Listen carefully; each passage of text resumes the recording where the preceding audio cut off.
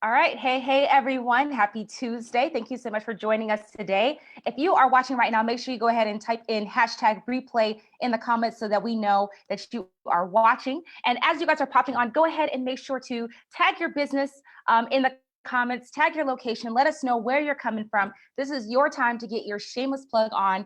Let us know what your business is. And it's a good time for you to mix and mingle with the people who are also on the Lunch and Learn.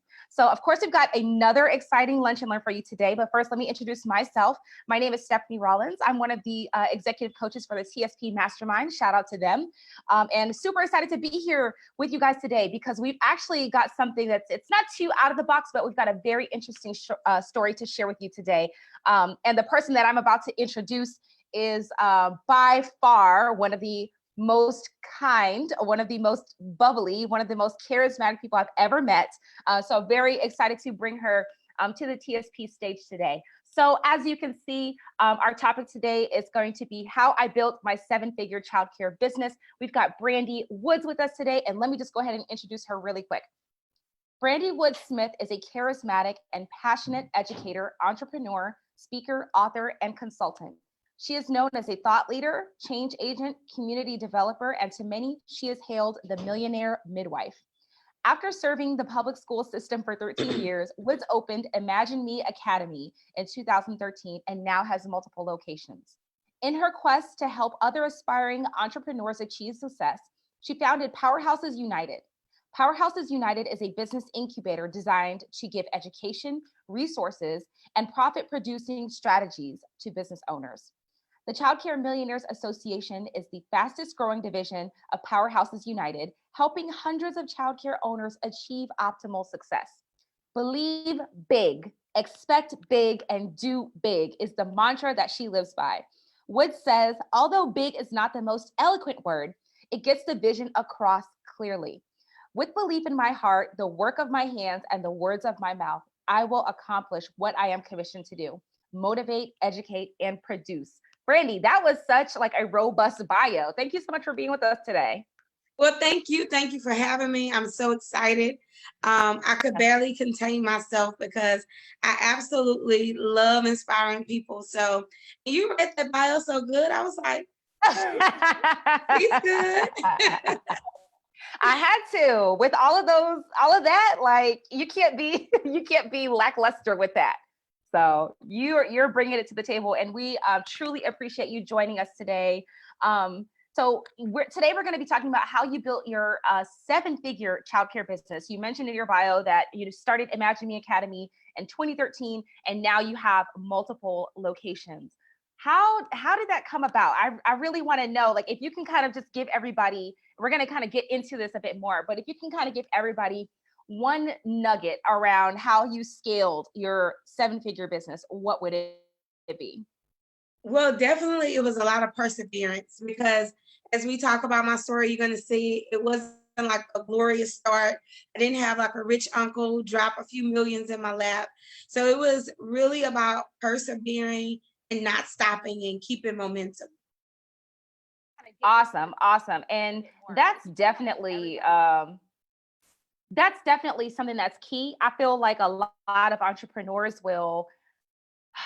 they give up a little bit too easily, right? And the dream is bigger than what you're feeling in that moment, right? I'm pretty sure that you've inspired lots of people, and you can't inspire other people to build their dreams if you are not consistent in yours. So definitely a huge nugget and something that's super applicable to so many different types of entrepreneurs. Absolutely. So thank you. Yes. So thank you again for being here with us. We're about to go into the nuggets, but guys, as you all are coming on, please make sure that you are you're tagging your business name in the comments, as well as your location, so we know where you're at. Really, really important, because this is time for you to kind of, get your shameless plug on, network with the other entrepreneurs on the chat. So yeah, definitely make sure that you are tagging that. All right, so Brandy, let's go ahead and get into it. So again, we're talking about how you built your 7-figure childcare business. How did you get into the childcare industry? How did you choose this business? So I'm a lifelong educator. I'm a 23 educational vet. I know I look 23, but it doesn't crack. You really do. But I had been a teacher. I had been an assistant principal, a principal, a curriculum director. I had really worked the whole spectrum of education, and I saw this huge deficit in early childhood education. And one of the really things that broke my heart is how they had a pre-K to prison pipeline. And basically what that was a pipeline deciding how many prisons they were going to build based on our community and the scores and the kids that were entering school. And I just knew there was a better way that we could address this problem. Oh my gosh, that actually, that's kind of sad. That's actually Very really sad. I don't know. I'm like legit hurt right now because that's really sad. So okay, I'm trying to digest that because that's really unfortunate. I want to make sure that I'm being clear. And when you say within our community, you're talking about Black people. Yeah, it used to be third grade. They were tracking in particular boys. And if you look at any of the research, Black boys in particular are suspended and taken out of placement. I mean, grossly more than any other demographic. But they began tracking third grade reading scores, and then they dropped it down to pre-K. Because children that don't enter school ready or with great pre-K skills, they are almost already behind the game. Wow. And so we wanted to go into communities that needed that support and help. Also, it was my zone of genius. So it was an easy way for me to make an impact. Wow. Okay. So Brandy, I already loved you before, but now I love you even more because that, and there's a couple people in the comments, saying this is sad. That is terrible. And it's just unfortunate that it's almost like the kids don't even have, if they don't have the right help, they don't even have a chance before they even really get started in life. So for you to kind of step in and make sure that you are changing the narrative and you're changing the path for these kids, that's huge. I hope you use that in your marketing story because that's big. Well, I appreciate it. And like I said, it wasn't glorious because I had that daughter who we were kicked out of 7 programs. Oh, wow. And she was misdiagnosed in the beginning and she was my baby. And I had helped literally thousands of children, hundreds of teachers. I have been training all over the United States about, differentiation. And my kid was getting kicked out of pre-K. I was like, there just has to be a better way, because there was really no diversification in the classroom. There was really no room for differentiation or, paying attention to a child, especially if they had special needs. So again, I don't want to put on a hero badge because it really came out of necessity. Some of the greatest business ideas that we have, it come out of necessity and sometimes it come out of pain. And our family was in pain. We were in pain. Yeah. Wow, that's awesome. Yes, somebody said that's powerful. Wow, yeah, that's big. That's big. Really quick, because we're about to get into some nuggets. Anise is on in support of you. She's your story sister, it looks like. Got Ryan McCrary on. Hey, Ryan. We've got Rosalind on. Hey, Rosalind. Hey, Yolanda. Thank you so much for joining us. Let's see who else we got. Hey, Shanita, thank you so much for joining us. Make sure that you guys are tagging your business and your location in the comments. And then if you have any questions for Brandy, make sure that you put those in the comments too so that we can go ahead and get those answered for you. So Brandy, you are now a 7-figure business, but you obviously to get to that 7 figures, you had to be a 6-figure business first. So can you tell us about what the journey was like from going from a 6-figure business to going to a 7-figure business? Yeah, absolutely. First thing I want to say, guys, don't despise the day of small beginnings. It's a scripture, but it's true. We started out very small. Our first building was less than 1,500 square feet, and we can only take 19 students. And people who knew I was leaving I had a 6-figure job before I ever started this school. They were like, why would you leave your job to go play with kids? They really couldn't see the vision. So that lesson taught me people without vision can't understand my vision. So I really stopped looking for validation. That was really one of the first points of me growing, because if I would have listened to people, I would have never opened day one. Yeah. So we started out small, but we did it right. And we gained a reputation of really caring for kids. We gained the reputation of She'll take your kid if you're in trouble. So a lot of our first kids, they came to us because really they had nowhere else to go. And then over time, we developed this huge reputation of being the go-to place. Within 6 months, we had a waiting list on our first location. Within 9 months, we were opening up location 2. Wow. Now, I know this seems like a fast success story, but it goes back to really finding out what people need.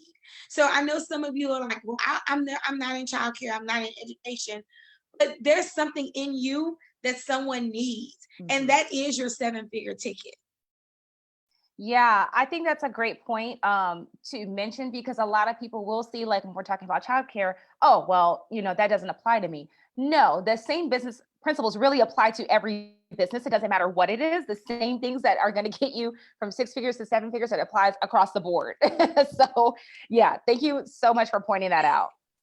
Yeah, absolutely. Because even the staffing we had, it was just me and my mom in the beginning, and we weren't even kind of getting paid.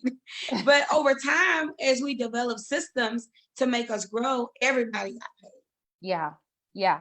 I love that. Rosalind said, I'm loving hearing your story. Thank you, Roz.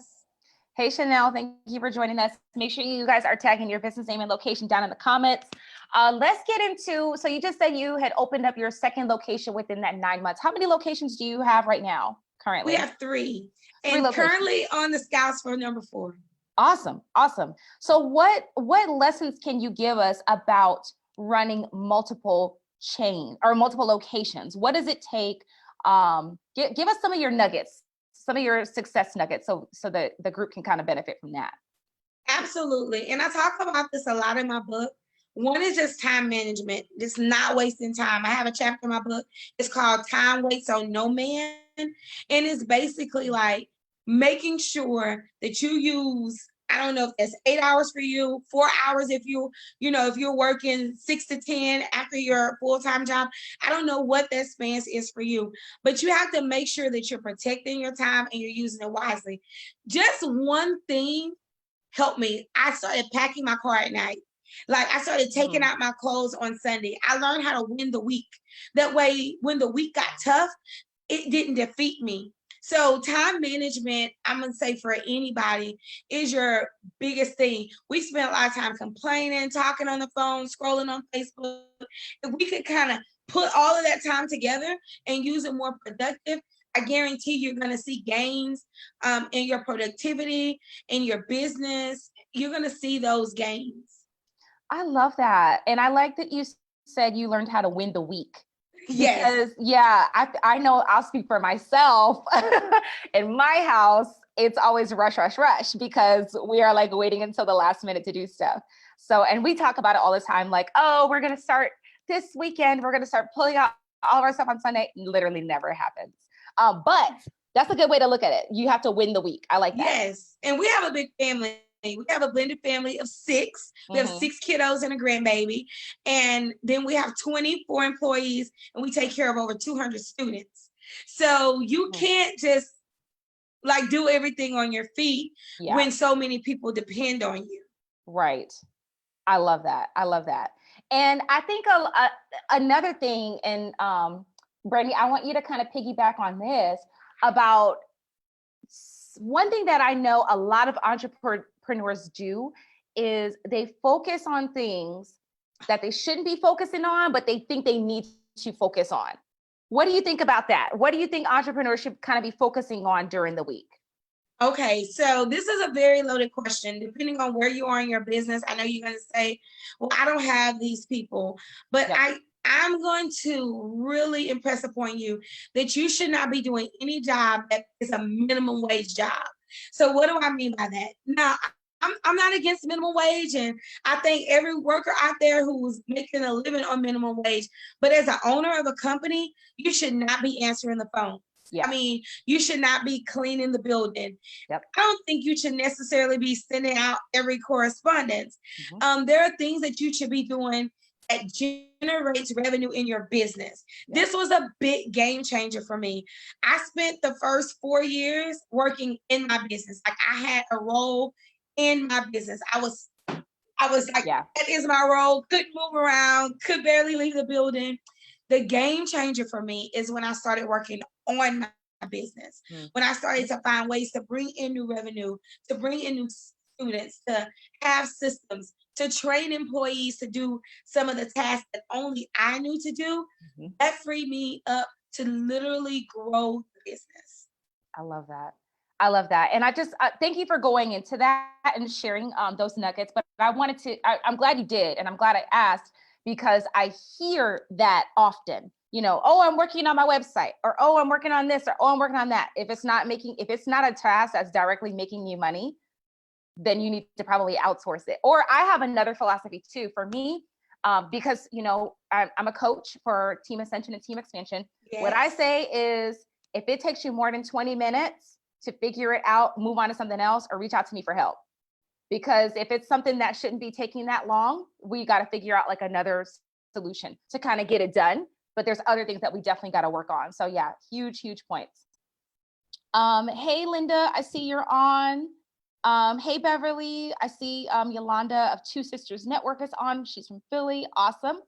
Eula, I hope I'm saying that correctly. Thank you for joining us from Black Beard Brigade. Awesome. In Houston, Texas. Hey, Houston. Right.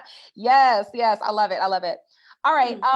So Brandy, let's talk about, okay, so the time management piece is a big thing, right? And the outsourcing certain tasks, right? What advice would you give a business owner who is trying to scale to 7 figures? Definitely to really focus on growing your team and creating systems. So one of the things I don't know if you know the power of a system. I'm going to tell you, if you do something on a routine basis, you should have a written system for it. That way, if you're not there, it can still be duplicated. In order to scale, that means you need to duplicate without increasing your cost. So anything that you do, write the process down, make sure other people know how to do it, where you can delegate that task at any time, where it can free you up to make more money. It's really like a system.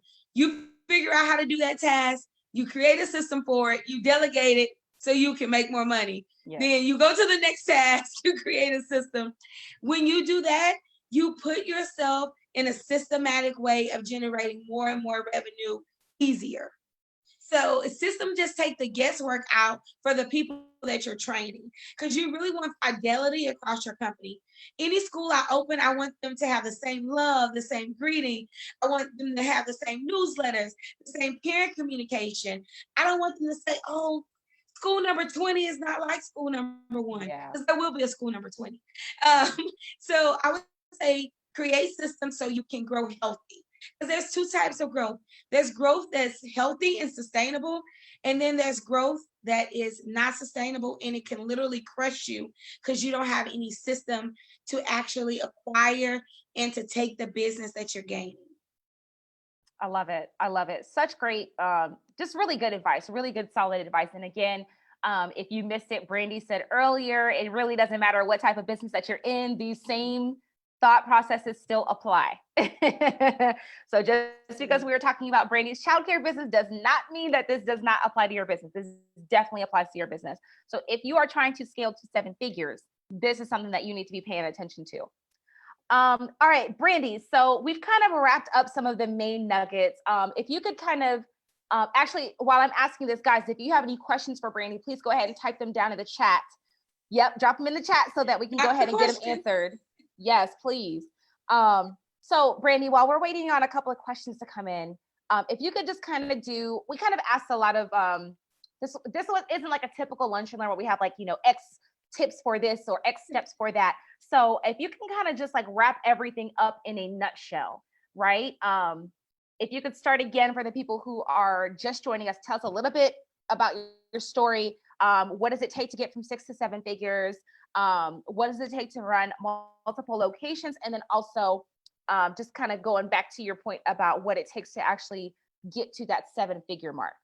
Absolutely. So for those of you joining in, I'm your girl, Brandy Woods, the Millionaire Midwife, all the way from Houston, Texas. And I'm enjoying this conversation so much. So I own a childcare chain, Imagine Me Academy in Houston. And We literally started out making $800 a month, not even a week, a month. And we've scaled that business to a 7-figure-a-year business. The way that we did that literally is some of the things we talked about. Just really winning your week, planning, and executing well. You have to become a great executor. A lot of times we make lists and we don't execute them. We make plans and we don't execute them. So you have to have a little discipline when it comes to your time management. And that went straight into number 2.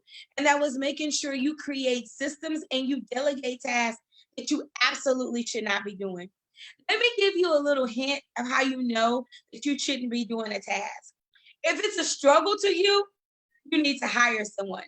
If it's not in your zone of genius and it's stopping you from making money, you need to hire someone.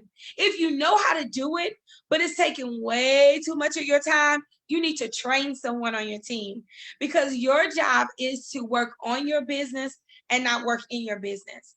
Now, if you're just starting and you're just getting to that 6-figure mark, yeah, you're going to be working in your business.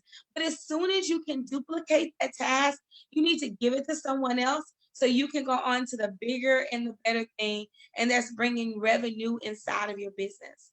And lastly, I would say, make sure your team has the same vision.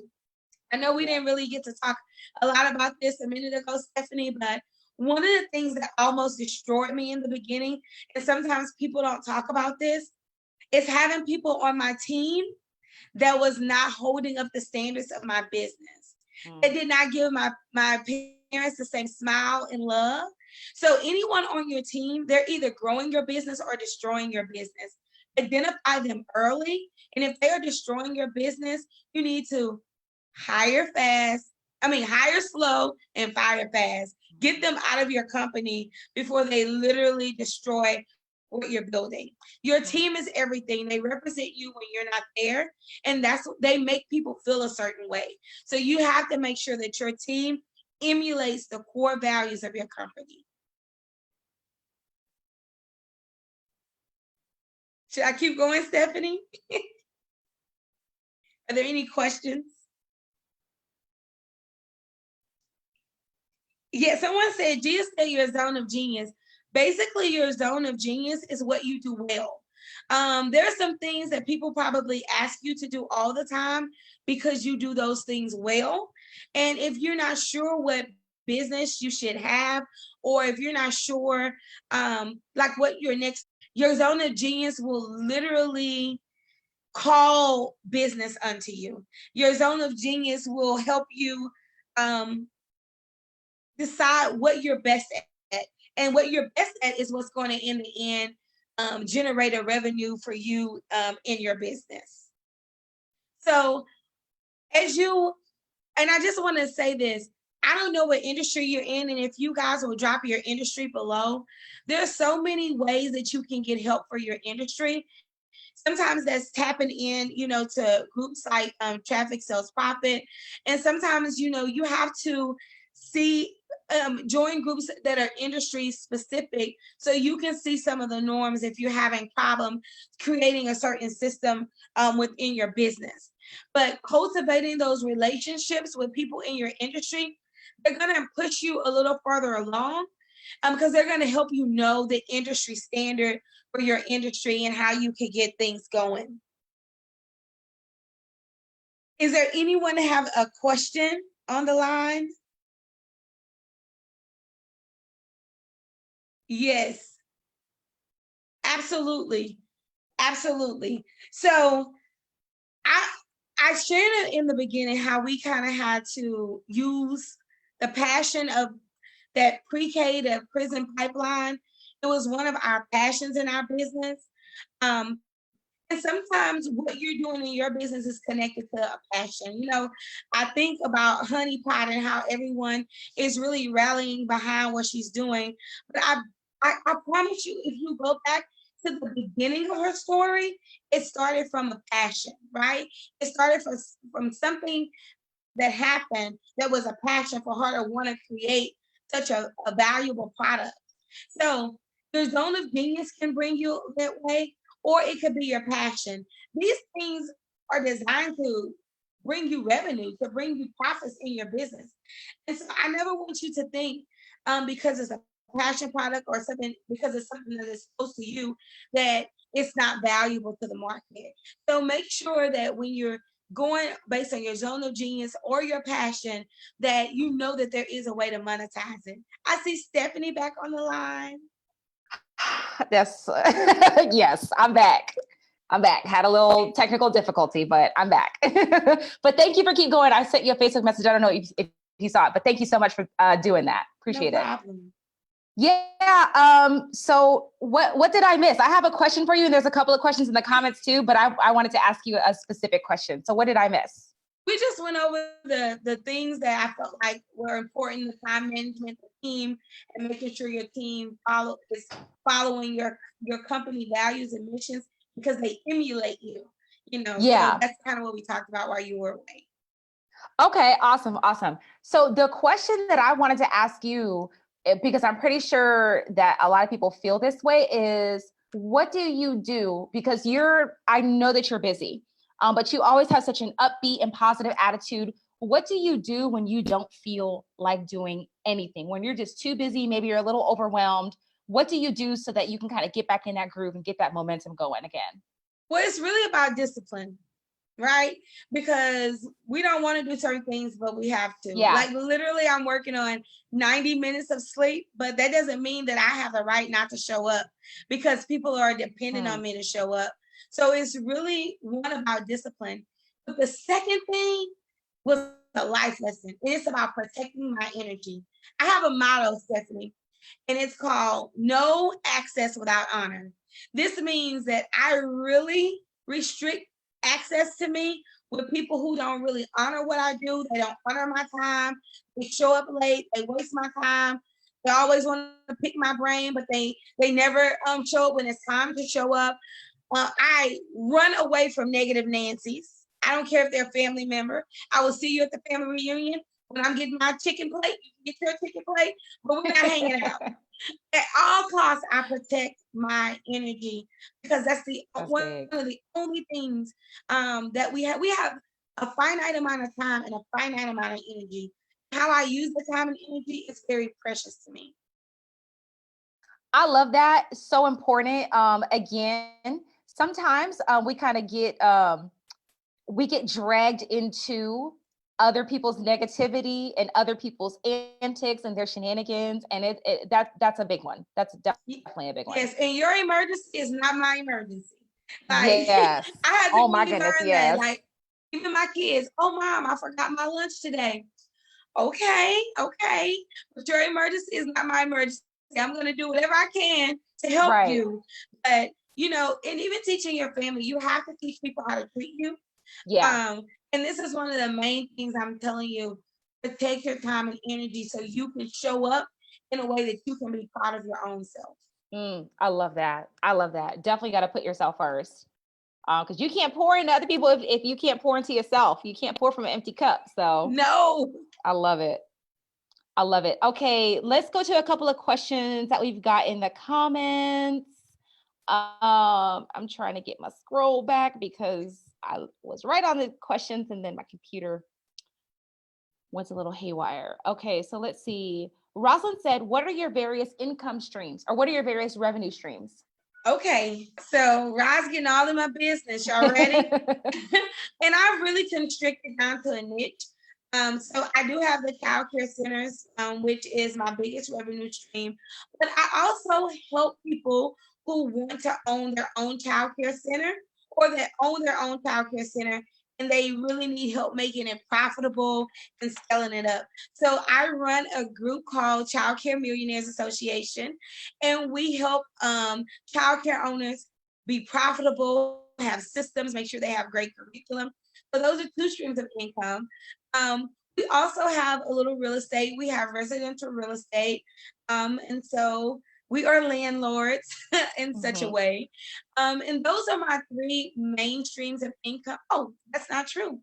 I still contract with school districts all around the nation. I train teachers, principals, superintendents, mostly about urban education, how to impact children of color, whether that's Black or Hispanic, and how to provide an equitable education to them and leadership. So those are my four main streams of income. I'm going to get to 7 one day, but I think I have enough on my plate right now. Yes. Yolanda said, where do you find your team members and employees? So I basically host job fairs every quarter. I hire before I need people. Never wait to hire when you need someone. But I also work with the state. I work with the state registry for people who are looking for work.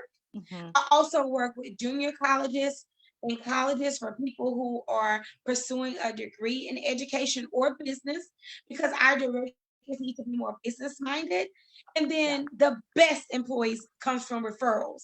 So I'm always looking for people to refer me my next superstar. Love it. I love it. Yolanda Spink said, did you struggle with delegation? I find that many Black women have a hard time with delegation due to the mindset of I can do it quicker and right. Yes. So the African proverb says, if you want to go fast, go alone. But if you want to go far, you need to go together. Did I struggle with delegation? Absolutely. Although I'm nice, I am an alpha female. Like, it's a way I want things done. I want it done with a certain amount of energy. But this is what I learned. And I learned this with coaching. So this is why it's important that you have a coach. And I want to shout out TSP for my wonderful coaches there, Coach P, Coach Aaliyah, Lamar, Stephanie, Ronnie, because one of the things that they impressed upon me early on in my journey with them is you can do more if you delegate. So now I'm able to do the huge things that I want to do. I'm not on the field trip. My schools are on field trips today. It used to be I would be on that field trip bowling my strike, right. roll with it. But it's better for me right now to be where I am to work on the business. And so it's also, you have to let go of your ego. I'm no longer the smartest person in my business. I started to hire people that were smarter than me. So now I'm not scared to leave. And so you have to let go of your ego so you can grow. I'm not the only one who can do it. I'm the visionary, but other people can carry out the vision. Awesome. Awesome. Kathy says, how do you deal with rejections? Actually, let's maybe come back to that one. Kathy, if you're still on, can you just let us know what exactly you mean by that? Rejections as far as what exactly? And then you're getting a lot of love with these little nuggets. No access without honor. That was a big one. Yay, thank you. Yes. Hey, Aiza, I see that you're on. And another thing that you mentioned that I loved was hire people before you need them. Don't wait until definitely. Somebody. Yeah, I love that. I love that. So we're going to wait for Kathy to come back and let us know what exactly she meant by rejections. In the meantime, you've got a little something special for the audience. So go ahead and tell us a little bit about that. So I love to share because sharing is caring. This is the teacher side of me. And so when I decided to do the Lunch and Learn today, they said, well, is there something that you want to give or share? And I was like, I would love to give my book. I wrote a book 2 years ago, and it took me like 10 years to write this book. Not because I didn't want to write it, it's because I shared such personal aspects of my life in the book. And I was very transparent about what it took for me to grow. If you were on in the beginning, you know that when I started over, I was homeless. I had $12 to my name. I had just got out of a very unhealthy relationship. And I literally slept in my car a few days before deciding to go back to my parents' house. And I tell that story in this book, in the chapter that says rock bottom is sometimes the best place to start. So this book is called The Millionaire Midwife, 12 Revelations of a Profit Producer. And today I want to give it absolutely free. It's 100% free. All you have to do is take care of the shipping and handling. And I talk about all of the nuggets that I talked about here: how to win your week, how to create a team, how to cultivate relationships. All of that is in this book. It's really my blueprint to becoming a profit producer. And it's yours for free, gratis. All you have to Awesome. do is pay shipping and handling. Awesome. And y'all, if you can't tell already, Brandy is a mover and a shaker. Like, she is not playing with y'all. She's going to get stuff done. So please snatch up this offer while it's free. Go We ahead and have snatch it 100 up. free copies, so the first 100 will be free. Because I know TSP, you're gonna watch the replay. You're gonna say, "This is something that I love. Let me grab this book." And if you need to grab one for a friend, there's no limit on how many you can grab. I guarantee you won't be disappointed. Awesome. And I have no doubt about that either. I'm going to get me a copy. I know that much. So awesome, guys. We have that link for you all in the comments. So it's pinned for you there up at the top, so you can go ahead and grab your free book. Brandy, thank you so much for coming on today and just blessing us with all your nuggets. This was an amazing lunch and learn. I appreciate you coming on. Thank you so much. Yes. All right, guys. So before we head off, want to make sure that you guys know that TSP Early Bird ticket sales end on March 31st. So please get your ticket now if you have not gotten it already. The tickets are moving fast, and we're probably going to sell out sooner than you think. So we're going to put that link in the comments as well. Brandy, really quick, because Kathy just came back. She said, how do you deal with fear that stops a person from taking action? Oh my God. So Kathy, you have to get the books. I have a chapter in the book that talks all about fear, because fear was the thing that made me wait 7 years to open my business. 7 years, I thought about it. The thing about fear is it's really false evidence appearing real. Yeah. So you have to give yourself as much positive talk that you give the negative self-talk. You have to kind of kick that negative talk out. And then I have this exercise in the book. It's called "What's the worst that can happen" scenario. Like, what's the worst that can happen with me opening school? I'll have to go back to the school district. Okay. So what's the worst that can happen? If you think about that, most of the time it will debunk all of those reasons not for you to move ahead. But not only what's the worst that can happen, what would have happened if I didn't open? What's going to happen if you don't follow your dream? Are you going to look back 10 years from now and see everyone has moved forward and you're in the same place? That was something I also couldn't stomach, right? So it's not just a bad thing that can happen, but do I want to be in the same place? And am I going to really do what it takes to get where I want to go? So it's also about having self-esteem. I guarantee you, fear is not bad. You just know how to have to manage it. So you have to either be afraid of making it or being afraid of not making it. So my fear of not making it made me move more than my fear of making it. I had to make it. I love that. And again, stuff that can go to any business. These are nuggets that can go to any business and can apply to every business. So that was big. So thank you so much for sharing that with us. If you are just now tuning in, please make sure you catch the replay, because this is an excellent lunch and learn. Brandy's got an amazing story. She gave some amazing advice for how you can reach 7 figures in your business. And it's not what you think. So make sure that you tune in and actually apply this to your business. So until next time, guys, we will see you later. Next week, we'll be back on same time, same place. We're going to be with Ephraim Egbele, and he is a CPA, also in the TSP Mastermind. Super excited to have him. And he's going to be giving us some tax tips. So make sure you guys are tuning into that. Make sure you guys get your TSP Live tickets before early bird ends on the 31st. Make sure you grab your free copy of Brandy's book. We've got that link pinned to the top. And then we will see you guys next Tuesday. Thank you so much. Yes, of course. Thank you.